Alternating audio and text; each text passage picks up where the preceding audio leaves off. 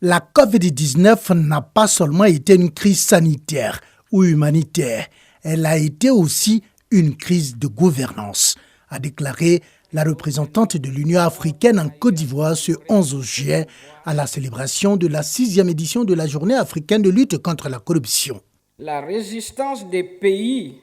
en matière de reddition des comptes a été mise à l'épreuve, d'où la nécessité de repenser le rôle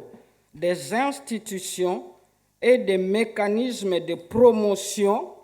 de la transparence et de la reddition des comptes. La représentante de l'Union africaine a par ailleurs félicité la Côte d'Ivoire pour les réformes entreprises dans le cadre de la lutte contre la corruption.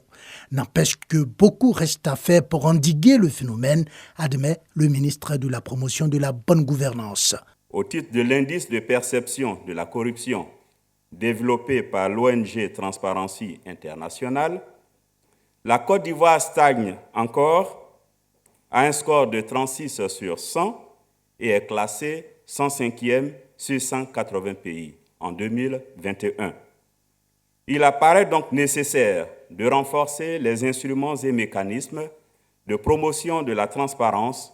de la responsabilité et de la redevabilité. Le Premier ministre a saisi l'occasion de cette 6e édition de la Journée africaine de la lutte contre la corruption pour inaugurer un nouvel outil de lutte contre ce phénomène, à savoir SPACIA, système de prévention et de détection des actes de corruption et infractions assimilées. Véritable interface entre l'État et les citoyens, outil digital moderne et fluide, cette plateforme permettra de dénoncer facilement et précisément les actes de corruption dans tous les secteurs d'activité en vue d'en réduire drastiquement la prégnance sur notre société. Autre temps fort de la célébration officielle de la Journée africaine de lutte contre la corruption, un panel de haut niveau sur le thème « Gestion des fonds COVID-19 et leçons apprises en matière de transparence et d'intégrité ».